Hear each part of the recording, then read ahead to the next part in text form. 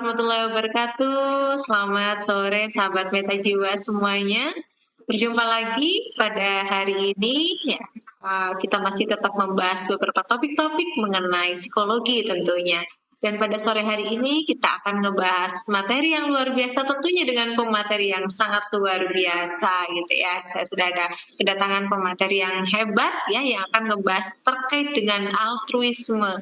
Altruisme itu apa sih gitu ya? Nanti akan dibahas dan dikupas tuntas bersama narasumber kita Ibu Ika Novitasari SPSI MPSI Psikolog. Beliau adalah seorang psikolog sekaligus juga dosen di Fakultas Psikologi ya yang mengajar tentang mata kuliah tentunya mata kuliah psikologi dong ya. Oke, assalamualaikum Mbak Ika, apa kabar? Waalaikumsalam Mbak Puji. Alhamdulillah hari ini bahagia, sehat, ya. Apalagi ketemu sama Mbak Puji, tambah ini jam-jam kritis ya, tapi masih semangat. Oke, masih semangat ya. Oke, gak apa-apa ya. Mudah-mudahan juga sahabat-sahabat semuanya yang ada di rumah dimanapun yang lagi ngabuburit, yang lagi mau apapun yang dilakukan hari ini mudah-mudahan dilancarkan ibadah puasanya sampai dengan nanti ya. Oke, baik teman-teman. Nah, udah gak sabar banget nih kita akan ngebahas terkait dengan altruisme. Oke, altruisme itu apa sih sebenarnya Mbak Ika? Kalau dibahasakan dengan sederhana itu apa sih altruisme itu? Oke, teman-teman. Jadi istilah altruisme itu sebetulnya kalau di dunia orang awam itu sebetulnya masih asing ya, tapi kalau kita di psikologi itu sangat populer sekali. Jadi altruisme ini adalah tindakan sukarela untuk menolong orang lain tanpa mengharapkan imbalan dalam bentuk apapun. Jadi bisa juga sebagai tindakan tanpa pamrih lah seperti itu.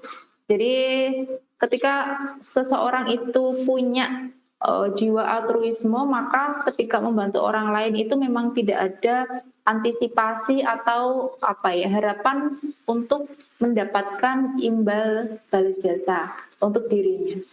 Begitu. Jadi selain altruisme sebetulnya ada beberapa istilah lain, tapi menurut saya dan menurut pemahaman saya altruisme ini dia adalah level yang paling tinggi lah gitu. Jadi selain ada altruisme sebetulnya ada pro juga ya, pro sosial. Jadi pro sosial ini adalah suatu istilah di mana lebih luas dibandingkan altruisme. Jadi ketika orang itu mau berbuat baik atau menolong orang lain lah ya. Ini konteksnya menolong ya. Jadi menolong orang lain. Sejauh dia menolong orang lain, mau menolong orang lain, ya itu dia sudah tergolong orang-orang yang melakukan tindakan prososial gitu. Lebih populer lagi ada juga istilah people pleaser. Jadi people pleaser itu tindakan untuk menyenangkan orang lain. Memang orientasinya pengen menyenangkan orang lain, memberikan bantuan karena pengen menyenangkan orang lain. Kelihatannya dia membantu atau menolong orang lain, tetapi di balik itu sebetulnya dia mengharapkan sesuatu. Jadi dia perlu pengakuan, perlu penghargaan ya atas apa yang dia berikan ke orang lain. Begitu. Jadi ada beberapa istilah yang sebetulnya beda-beda tipis ya, gitu. Tipis Mbak. Oke, baik. Jadi kalau orang dengan altruisme itu memberi tanpa berharap balasan gitu ya. Jadi dia memberikan sesuatu dan tidak harus dihargai, terus kayak kalau people pleaser itu kan kalau tadi dijelaskan sama Mbak Ika tuh ketika saya melakukan sesuatu nih pengen diapresiasi, pengen diakui gitu ya, berekspektasi dengan orang lain gitu ya. Oke, ya oke.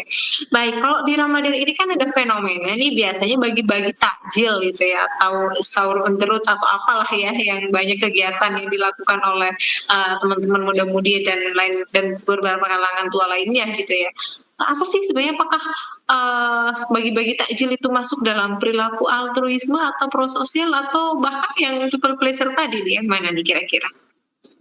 Oke, bagi-bagi takjil fenomena di bulan Ramadan ini tentunya sangat banyak sekali. Nah, untuk melihat apakah orang itu bagi-bagi takjil itu masuk di kategori yang mana? Sebetulnya kita sebagai orang di luar orang tersebut kita bisa melihat dari perilakunya gitu ya mungkin ya, karena sejatinya yang tahu ya hanya orang tersebut ya, apakah dia memang betul-betul tulus atau ada sesuatu hal gitu yang diharapkan.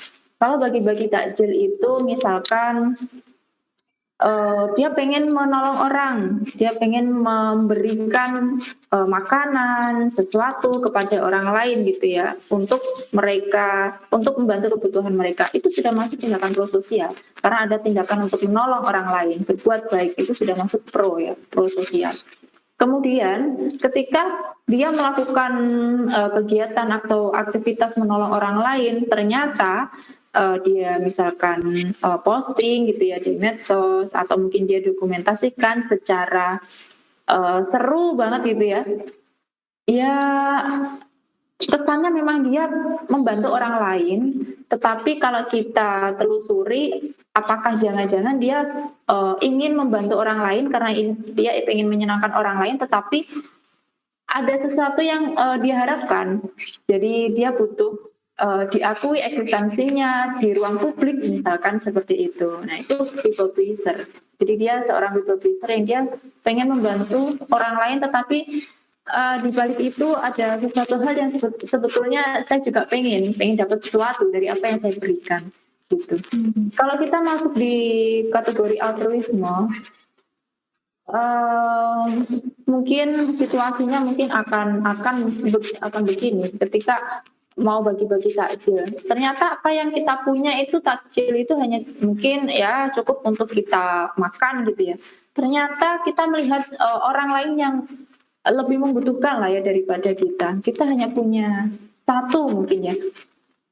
Kemudian kita rela memberikan apa yang kita punya itu untuk orang lain, meskipun kita itu sudah apa ya, menipis lah ya. Mungkin itu bisa dibagi atau diberikan semuanya. Tetapi dia ada niat yang tulus untuk memberikan itu semuanya ke orang lain. Itu sebetulnya tidak mudah untuk membuat keputusan itu, untuk memilih tindakan itu tidak mudah. Mungkin hanya orang-orang tertentu yang di level tertentu yang bisa melakukan itu. Gitu sih Kak.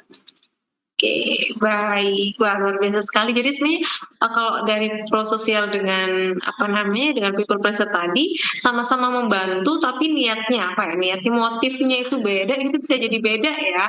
Oke. Nah, itu kalau misalnya kita mau sampai ke fase altruistik, ya altruisme, ya apa yang kita punya ketika orang lain membutuhkan ya saya berikan gitu tanpa tendensi gitu ya. Nah, kalau kita memberi perasaan, perhatian tanpa mengharapkan tendensi itu masuk juga nggak ya? Ini biasanya kalau yang dengerin adalah yang muda-muda pasti senyum-senyum. Itu pas altruisme atau bertepuk sebelah tangan ya, beda tipis kayaknya ya. Iya betul. Memberikan perhatian, memberikan apa ya?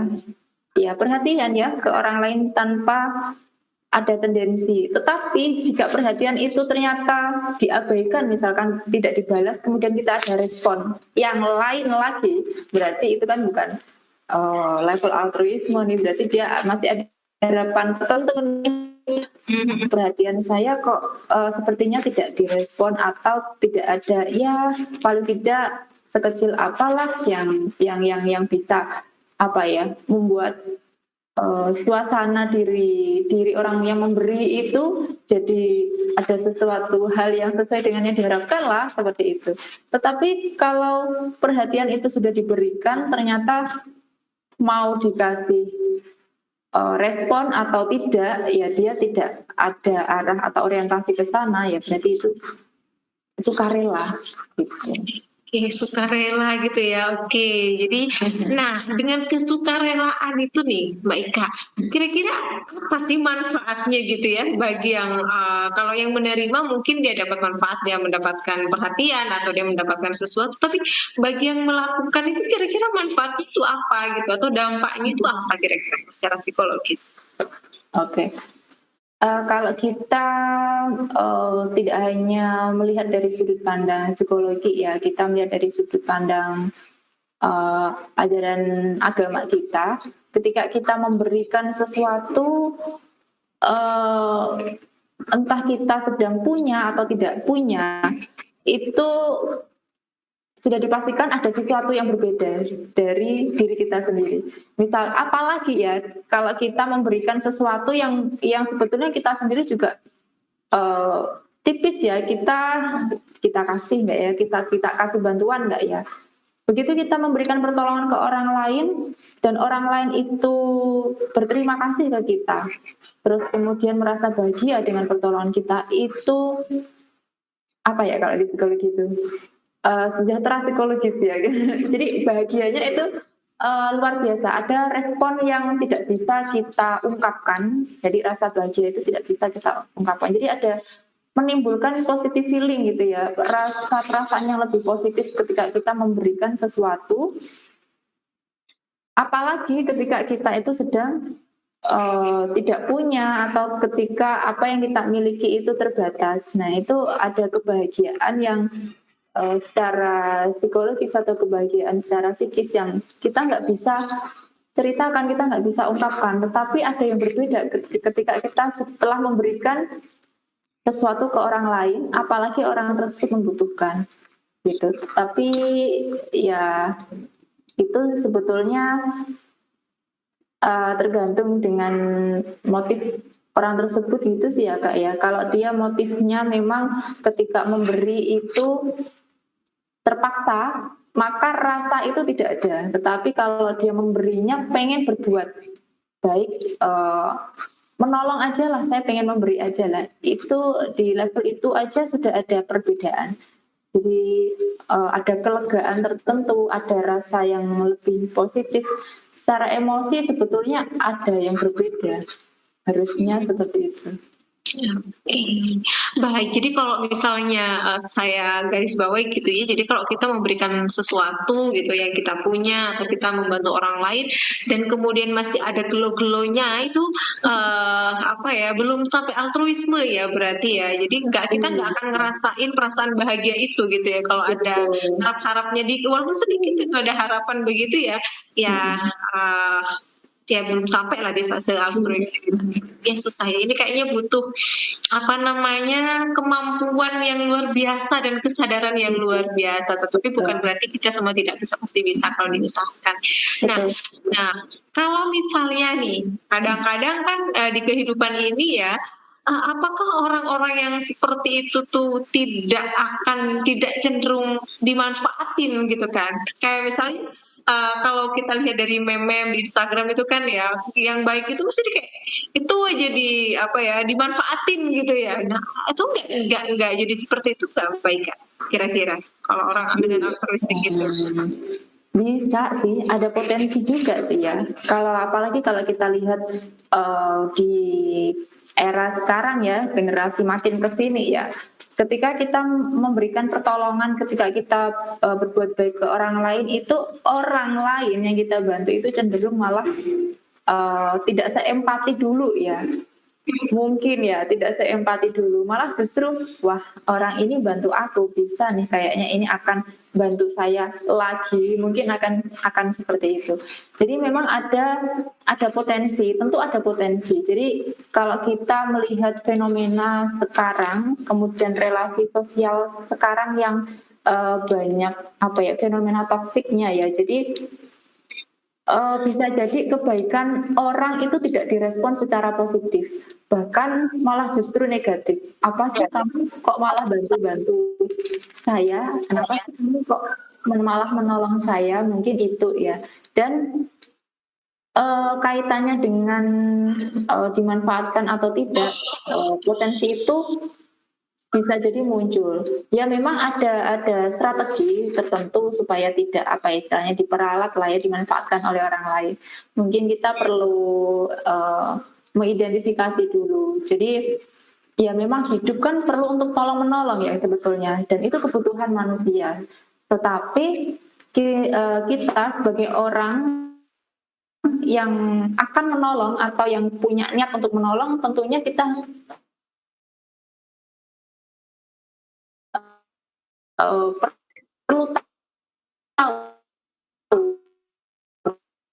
batas dan beri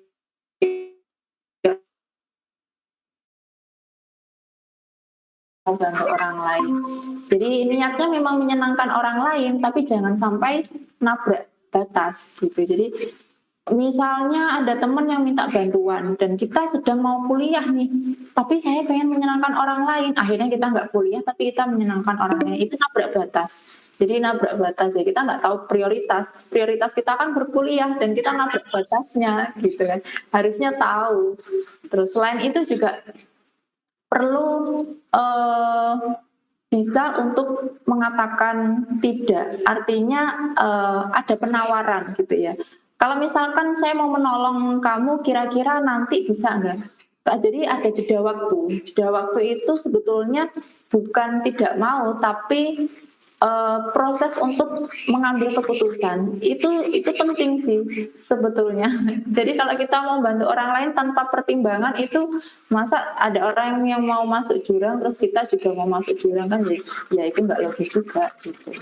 Jadi ada proses untuk ambil jeda waktu dengan kita. Kalau di psikologi itu asertif gitu ya Kak ya. Jadi harus ya tegas lah cara berkomunikasinya. Gitu sih Kak. Oke, jadi nggak serta-merta ya teman-teman, nggak pasrah bongkoan gitu ya, ada strategi-strateginya. Jadi memang selain kita di dalam bersikap itu memang butuh untuk altruis, tapi kita juga punya kehendak bebas, kita juga punya takaran, punya saringan gitu ya.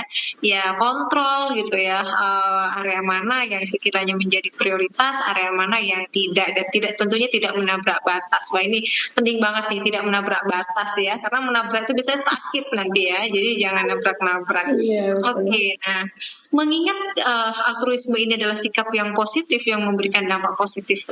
Kira-kira apa sih yang faktor yang membuat mereka atau seseorang itu bisa berperilaku altruistik ini? Mungkin saya besok berusaha gitu, apa saja nih faktornya nih? Oke. Faktor yang menentukan tindakan altruistik ya. Sebetulnya kalau kenapa orang itu bisa termotivasi untuk melakukan tindakan altruisme gitu ya. Kenapa ya dia kok mau melakukan tindakan altruisme? Eee, Pertama mungkin karena dia tahu bahwa orang yang mau dia tolong itu adalah orang terdekatnya, misalkan keluarga, nah kayak gitu. Itu lebih lebih punya potensi yang lebih besar untuk, menolongnya itu dengan sukarela. Kemudian dia tahu norma-norma sosial atau tanggung jawab sosial, memang sebagai, manusia ya, itu ada rasa tanggung jawab untuk saling membantu. Nah, jadi pemahaman ketika orang itu sudah punya prinsip atau keyakinan yang dia pahami terkait nilai-nilai sosial, tentu dia akan lebih mampu untuk melakukan tindakan altruisme dibandingkan yang tidak tahu sama sekali terkait dengan norma-norma sosial di masyarakat. Selain itu juga modal ya, modalitas dia yang mungkin dimiliki oleh seseorang tersebut, mungkin dari keluarganya, dari level pendidikan, mungkin itu yang bisa mendorong seseorang itu untuk kapan saya harus bertindak altruis dan belum gitu ya menundanya. Dan kemudian ada memang beberapa faktor yang mempengaruhi atau beberapa faktor yang menentukan tindakan altruisme itu bisa muncul. Jadi ada situasi. Nah, misalkan ada situasinya itu memang perlu untuk apa ya dilakukan pertolongan begitu. Terus kemudian selain situasi itu kan juga termasuk di dalamnya ada emergensi enggak, darurat enggak. Terus kemudian perasaan orang yang ingin memberikan pertolongan itu gimana? Perasaan orang yang memberikan pertolongan itu mulai dari kepribadiannya, kepribadian orang yang mau menolong itu bagaimana dia, terus kemudian dia punya kompetensi enggak, mampu enggak dia kira-kira menolong. Kemudian ada juga mood, mood-nya itu bagus atau tidak itu ternyata juga mempengaruhi. Terus kemudian ada terkait dengan gender juga laki-laki sama perempuan. Itu juga di beberapa riset itu ternyata juga ada perbedaan juga ya. Ternyata memang perempuan itu cenderung dia lebih mampu melakukan tindakan altruisme dibandingkan para laki gitu ya. Terus kemudian ada juga faktor orang yang ditolong itu mirip enggak ada kesamaan, apa ya, tadi ya sama ya mungkin dari lingkup keluarga yang dekat nggak, terus kemudian dari komunitas yang sama nggak dia tak tolong apa enggak ya, gitu. Terus kemudian ada tanggung jawab juga, tanggung jawab sosial itu tadi. Terus kemudian sebetulnya, untuk melakukan tindakan altruisme itu ada beberapa hal ya tadi ya, ada situasi, terus kemudian orang yang mau menolong itu dia kepribadiannya seperti apa, emosinya dan lain sebagainya. Nah, sebetulnya itu ada beberapa sih Kak ya, ada beberapa, eee, apa ya, teori ya terkait dengan, faktor yang menentukan tindakan altruistik. Kalau kita pakai, dari teori Darley ya, jadi ada beberapa level, jadi secara hierarki. Jadi ada pertama, kedua, ketiga. Seseorang itu ketika dia akan melakukan altruisme itu dia harus tahu situasinya dulu. Ada insiden apa ya, ada peristiwa apa ya yang mau dia tolong. Dia harus tahu dulu. Nggak mungkin kan kita nggak tahu situasi tiba-tiba kita mau nolong aja kayak gitu. Jadi kita lihat dulu, hadir dulu. Misalkan ada situasi kecelakaan nih, kita tahu dulu, hadir dulu di lokasi. Misalkan kita lihat. Nah itu level pertama. Kita hadir dulu di situ, kita lihat situasi. Betul nggak terjadi suatu insiden atau peristiwa dan butuh pertolongan atau tidak gitu. Kemudian yang kedua kita bisa menegaskan bahwa setelah kita hadir tahu di situ misalkan ada insiden gitu ya, ada peristiwa. Kira-kira ini darurat nggak ya, emergency nggak ya? Ternyata orang-orang altruisme itu juga mempertimbangkan itu. Ini darurat nggak ya, butuh pertolongan nggak ya? Nah seperti itu. Itu masih sikap sih ya, masih sikap dia masih berpikir gitu ya. Kemudian setelah dia tahu bahwa wah ini darurat nih, ini butuh pertolongan nih kayaknya nih, harus nih. Terus kemudian dia perlu apa ya di tahapan berikutnya dia ada tanggung jawab sosial ya. Dia sudah tahu kalau itu memang darurat dan butuh pertolongan, maka dia harus berpikir lagi apa yang harus saya lakukan gitu ya. Apa yang harus saya lakukan? Sudah tahu ada insiden, peristiwa dan darurat, maka apa yang harus saya lakukan? Itu sudah seorang altruisme itu dia sudah sangat-sangat terbebani secara psikis ya.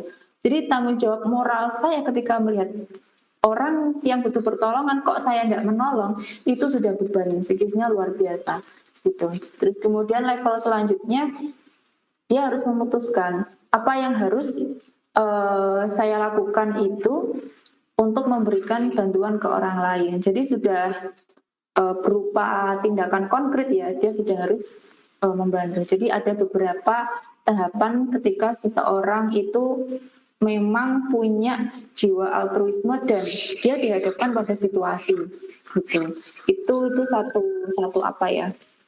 Satu teori.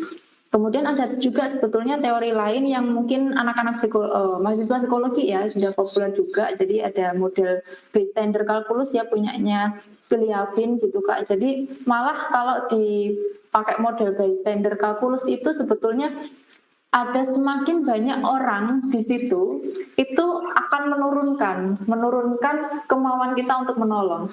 Jadi akan berpikir begini sih, ah paling nanti juga dia yang mau nolong. Nah ini semua orang punya pikiran seperti itu. Kayaknya sih, Oke. jadi misalkan ada kecelakaan gitu ya, kayaknya sih dia yang mau nolong sih. Dan dia perlu untuk dikasih dikasih ongkos imbalan gitu kalau kalau di teori bystander gitu sih Kak. Oke, baik. Wah, tadi faktor-faktornya ya. Jadi, sahabat Meta Jiwa yang mau berperilaku altruisme nih mulai besok itu tadi tuh ya, yang perlu dipertimbangkan ya. Jadi ada banyak hal selain dari kesiapan dari diri kita juga kesiapan atau melihat kondisi yang ada di sekitar. Oke.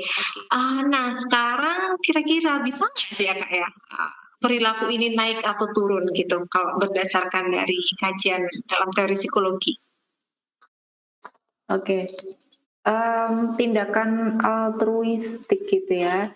Tentu kalau kita melihat dari faktor psikologi seseorang, tentu ada potensi ya, ada potensi naik turun fluktuatif gitu ya. Karena kita tidak bisa memungkiri tidak bisa memungkiri kondisi psikis seseorang kan begitu, secara emosi maupun, yang lainnya.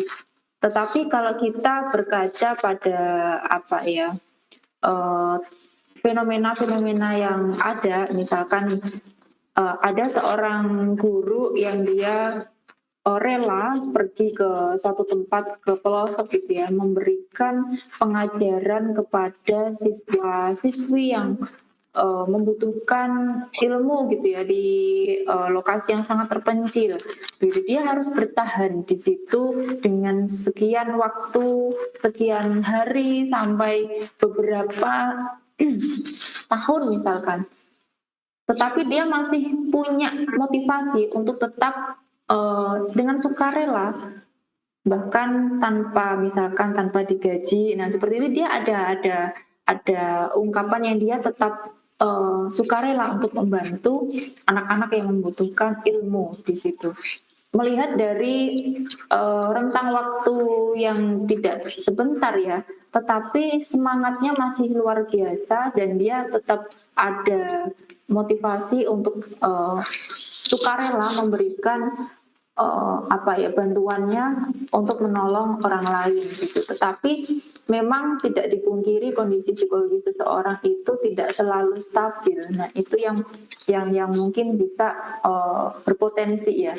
Iya, jadi ada kecenderungan lah gitu ya, kayak untuk dia bisa menurun. Artinya menurun bukan dia, tidak ada kemauan untuk memberikan pertolongan, tidak, tetapi dia ada jeda waktu untuk dia, menelusuri dulu apa yang harus dia lakukan. Tetapi, berkaitan dengan kemauan dia, motivasi dia untuk menolong, itu masih ada gitu ya, tidak, Mhm. terputus gitu ya, begitu. Itu ketika orang itu sudah ada di level, altruisme. Jadi dia sudah terbiasa melakukan hal-hal yang, penuh dengan apa ya, pengorbanan, kerelaan, apa yang dia miliki untuk orang lain, gitu. Oke, baik. Wah, luar biasa sekali ya. Ini pembahasannya dalam, menusuk banget, pas banget gitu ya, di di kondisi kita hari ini. Jadi sebenarnya kalau kita mau berperilaku altruistik ini gitu ya, kalau dari pembahasan yang tadi mungkin saya mau elaborasi, memastikan gitu ya, ternyata juga dibutuhkan kesiapan ya. Kesiapan bukan hanya secara materi, tetapi juga kesiapan kita secara psikologis gitu ya. Jangan sampai, kita ingin memberikan pertolongan, ingin memberikan kebaikan kepada orang lain, namun justru malah memperparah kondisi kita gitu ya, karena kapasitas ataupun kesiapan di dalam diri kita yang Iya, kurang, misalnya seperti betul. itu. Jadi, nanti malahnya khawatirnya kalau misalnya kesiapan itu nggak ada, jatuhnya sikap altruisme itu justru malah, dipersepsi akan membuat kita makin sengsara gitu ya. Nah, kalau teman-teman, saya udah bantu orang, saya udah ngebahagiain orang nih, tapi kenapa Heeh, saya kok, makin tidak bahagia gitu ya. Padahal katanya kalau kita altruis itu kita jadi bisa positive feeling mhm, gitu ya. Bisa mhm, jadi karena mungkin kesiapan di dalam diri kita mhm, ya secara psikologis maupun secara moral dan lain sebagainya itu yang masih kurang. Wah, betul. luar biasa sekali Bu Ika, pembahasan yang, penuh Iya, dengan daging dan heeh, gurih-gurih ini ya, spesial banget gitu ya. Oke. heeh, Namun, teman-teman karena ini keterbatasan waktu, nanti mungkin kita akan membahas topik yang lebih seru gitu ya, yang tidak mhm, kalah seru mhm, lainnya gitu ya di lain mhm. waktu ya. Mohon Bu Ika bersedia ya. Ya, Iya, iya, saya yakin Bu Ika altruis lah ya? iya, altruis ya. Sangat tidak mudah ya gitu ya, Mbak. Tapi wah, memang, kalau saya apa ya, saya rasakan kemudian, saya amati gitu ya, orang-orang yang demikian itu memang itu levelnya sudah inilah ya, Kak, ya, sudah, wah kok bisa ya dia bisa melakukan itu ya, padahal dia juga butuh gitu, tapi kenapa dia bisa ya, gitu. Memang kondisi apa ya, psikologi seseorang itu juga, perlu stabil juga dan ilmu psikologi itu sangat sangat yang sangat penting ternyata itu. Kalau kita tidak, mungkin tidak mengenal apa itu psikologi, mungkin tidak bisa sedalam itu ya kita memahami orang yang altruis gitu. Oke, baik. Ya, terakhir nih Mbak Ika. ada closing statement nih, pesan-pesan buat teman-teman yang masih galau, gundah gulana, saya mau bersikap altruis atau saya ingin memulai atau jangan-jangan saya sudah altruisme sejak lahir nih misalnya, atau saya diwariskan nih ya, mungkin ada pesan-pesan nih buat sahabat Meta Jiwa semuanya. Oke, jadi kita semua, jadi kita sebagai manusia itu berhak ya, kita berhak menyandang sebagai seorang yang altruisme gitu ya. Jadi jangan bosan-bosan untuk berbuat kebaikan, asalkan kita tahu batas dan prioritas, itu sih sebetulnya. Jika kita tahu batas dan prioritas, maka tindakan altruisme kita itu akan ada kesan positif feeling bagi kita dan bermanfaat untuk orang lain gitu. Jadi sejauh apa yang kita lakukan itu kita niatkan dengan motif tulus gitu ya, maka itu sudah termasuk kita belajar naik level gitu ya, tidak hanya prososial tetapi juga kita akan berproses menuju tindakan ke altruisme. Dan istilah-istilah populer people pleaser sebetulnya itu juga bukan hal yang negatif ya teman-teman, tetapi kita perlu juga sikapi dengan positif. Jadi orang lain juga perlu tahu, tetapi kita bukan dengan kesengajaan kita memberikan apa ya, atau mempublikasikan apa yang kita lakukan supaya dikonsumsi untuk publik. Karena apa yang diajarkan di dalam agama kita masing-masing itu juga tidak menyarankan ya bahwa apa yang kita lakukan untuk apa yang kita berikan ke orang lain jika diketahui orang banyak, maka nanti jadi rumahnya akan berbeda. Jadi rumah kesombongan itu jadi akan terbentuk gitu. Mungkin itu Kak. Oke, baik, terima kasih Pak Adem sekali ya. Luar biasa ini ngalah-ngalahin krim pencerah ya, lebih glowing hati kita gitu mendengarkan pengetahuan di sore hari ini. Oke, baik. Sekali lagi saya ucapkan terima kasih kepada Mbak Ika yang sudah sharingkan ilmunya yang luar biasa. Mudah-mudahan senantiasa diberikan kesehatan ya, dilancarkan puasanya, keluarganya juga semuanya dilancarkan, dan juga sahabat Meta Jiwa semuanya mudah-mudahan selalu diberikan kesehatan. Baik, itu saja untuk sesi kita pada sore hari ini. Ya, saya ingin mengutip gitu ya, mengambil sedikit gitu. Kalau Roger bilang orang yang sehat secara mental adalah ketika dia diterima tanpa syarat.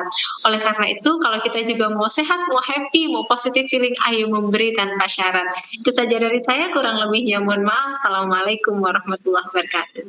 Waalaikumsalam warahmatullahi wabarakatuh.